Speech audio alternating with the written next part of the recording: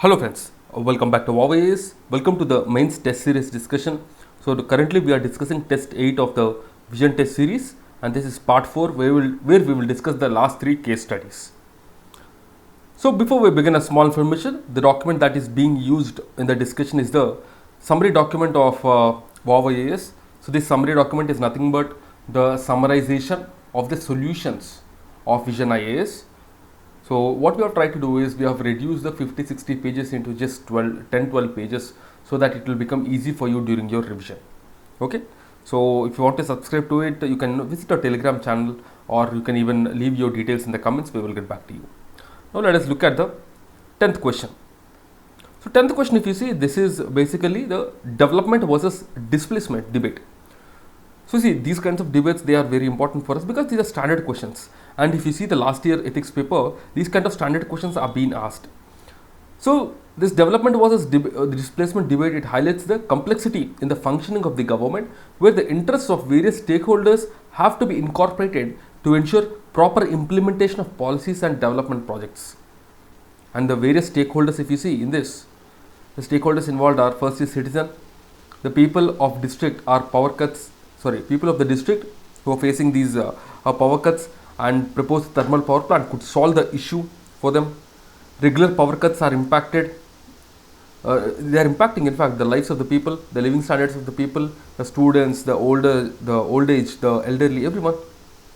The power plant will eliminate all these unemployment issues of that area. This is also another major thing, because if a power plant comes, then a lot of ancillary industries also will develop in that area. A lot of small business activities will be developed, so this will generate a lot of employment, and also this will benefit not only the district but other states as well.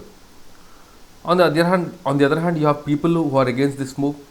They are dissatisfied due to ill effects of the proposed thermal power plant, like the threat of displacement and environment pollution, because of which they are protesting.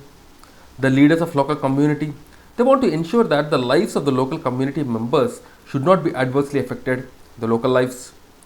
And state, if you see, the state will benefit from the proposed project, as this project will supply the power to the neighboring states and districts as well. So now, as a district magistrate, what are the measures?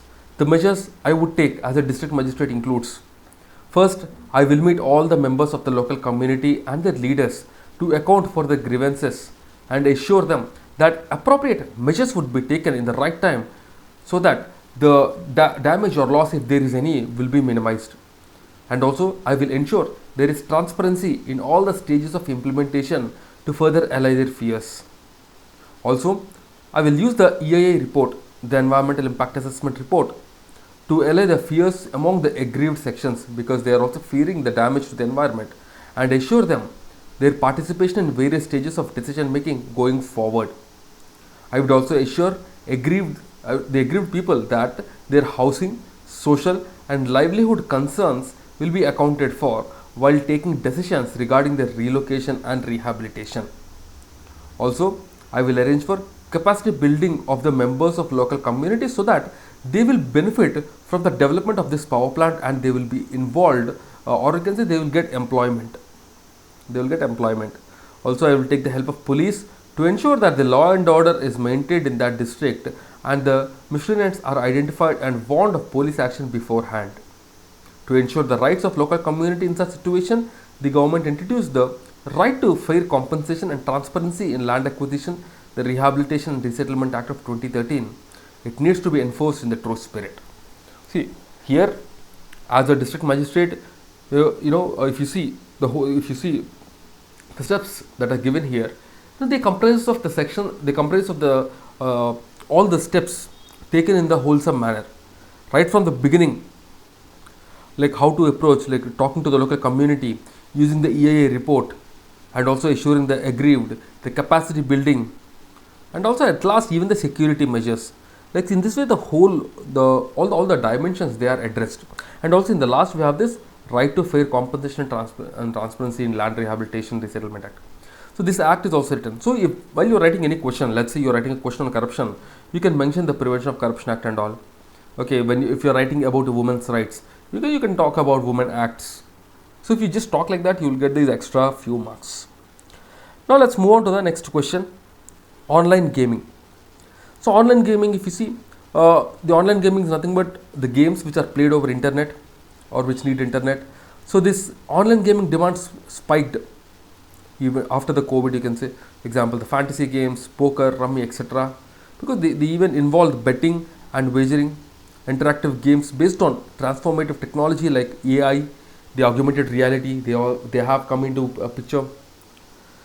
So with the increasing penetration of the smartphones and internet, the threats posed by these kind of online gamings also will increase eventually, because every you can say every coin has two sides. In the similar way, to certain extent, it will help in the online gaming. It will help in a lot of entertainment and all. But on the other hand, it will even impact the students and all. It will have an impact on the mental health, the physical health of the students and all. So we have to know all the ethical issues involved with regarding to this, because tomorrow there can be a question on artificial intelligence, or there can be a question on any technology. So we can use similar points even there as well. So yeah, the Indian online gaming industry is estimated to be around 13,600 crores and expected to reach 29,000 crores by 2025 due to the increasing smartphone penetration, cheaper internet, and the young demography of India. This is another major thing. The demography of India, if you say, we have a lot of population which are in the working age and in the middle age. So they can be targeted, and this involves a lot of ethical issues. Some games have high proportion of violence or objectification of women's characters, stereotyping specific communities and all. McAfee Corporation report says that 83% of kids in India of 10 to 14 years, they are using smartphones, and 22% of children have experienced cyberbullying at some time. Because after COVID, what we have seen is every kid is getting a smartphone or a smart tablet, so their usage has increased. Next, the constant availability of these games led to addiction, creating issues of social dysfunction, the poor social skills. According to WHO, the gaming disorder is considered as mental health condition, and it was announced in 2018. The easy access among children can impact their education performance. Their continued exposure will lead to loss of socio-cultural conditions and moral values, and it will also impact the physical health of the children, because they will not be involved in more of these physical activities. The immersive games and increasing game hours can lead to health issues, stress, anxiety, disruption of sleep, and discordant eating. Lack of national gaming regulation leads to rising illegal game apps from hidden players with ulterior motives. Now, what are the ways to address these kind of issues? The different ways are: psychiatrists recommend that bare minimum statutory warnings and mandatory breaks should be enforced to prevent binge gaming. Proper regulation on the games of betting and wagering from state or center can be asked to make regulation under Article 252. Single regulatory body to standardize regulations. The regulator can help in taking steps to prevent import of harmful games. Information, education, and commerce to spread awareness on gaming ills. Supervise children at home to check the type of games, time spent, and learning outcomes. And also curbing the loss chasing. There should be a cap on the number of transactions for an individual across the platform or platforms to avoid huge losses. So these are the various steps that can be taken. If there is any act with regard to this, maybe any country or any state, you can mention these kind of acts as well. Now next, the 12th question. This is with regard to politicization of environmental issues in India. So Indian political parties or voters, they aren't taking up the climate change as an electoral issue, despite India being the fourth largest emitter of greenhouse gases behind China, US, and EU. The green parties have emerged in several democracies, but not in India yet. Absence of green movement in Indian political parties is due to developed versus developing narrative. The developed countries have enough resources to invest in environment, while the developing countries, they are stuck in resolving the basic issues like food, poverty, etc. And also creation of infrastructure, tackling the agrarian distress. Look, all these things are the priority of the government, but not the climate change. The solution to climate problem must include massive switchover to renewables, but developing countries have not exploited the cheaper resources like coal, shale, etc. So now it's their turn to shift to these cleaner fuels. The marginalized voice against the issues like economic development, job opportunities, and security, they affect all segments of population. Several surveys reported that large population of the youth is not aware of the cause of climate change, example, burning of agri residue, industrial pollution, etc. It continue unabated all over the country. Even the electoral performance of the political parties of some of these approximate green parties like Uttarakhand Parivartan Party, Indian People Green Party, they have been, their performance is very below par. Environmentalism is deep rooted in Indian cultural traditions and ethos. But advent of industrialization has increased the energy consumption and environmental degradation by several folds. And this has led to lack of apathy towards nature. Apathy towards nature. The culture of conspicuous consumption. So this has led to more of these kind of activities which damage the environment. Industrial development occurred by floating environmental norms while state has remained mute spectator because of the corruption, crony capitalism and all.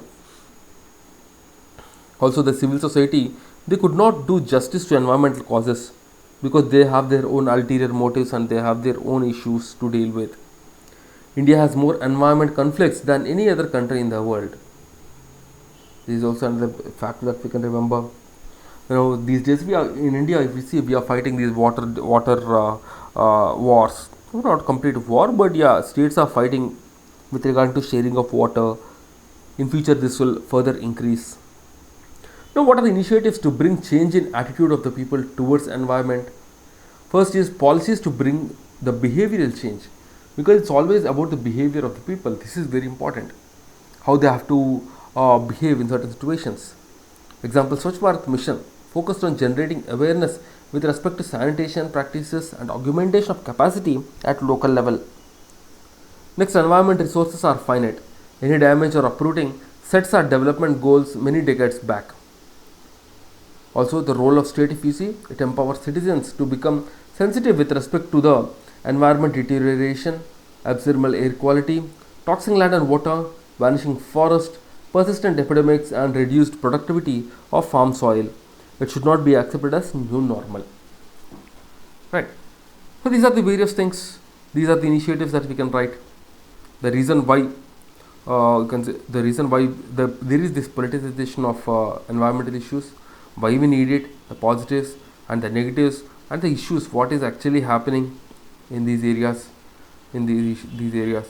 And then after that we can go to the environmentalism, which is nothing but deep rooted. It is about deep rooted thing in the cultural traditions, environmentalism, how to bring about the change in attitude of the people to promote more of this environmentalism.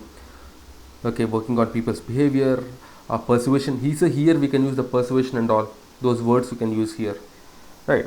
And role of state. So these are the various questions and the various case studies that we have for the day. Okay, so today we have seen online gaming, the politicization of environment issues, and the development versus displacement debate. These are very, very important themes. So do make a note of these themes, the relevant points and data. Tomorrow in the exam, if they ask a question, you will be in a great position to write the answer directly, right? So that's it, guys, from my side. So if you have any questions or any queries, do leave in the comment box.